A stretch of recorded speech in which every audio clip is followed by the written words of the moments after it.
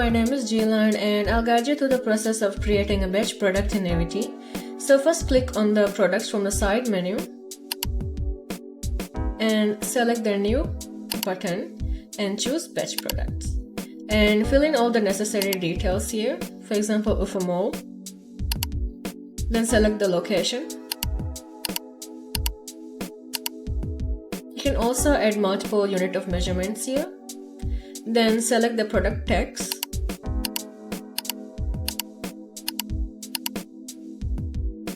And the cost price and the sales price.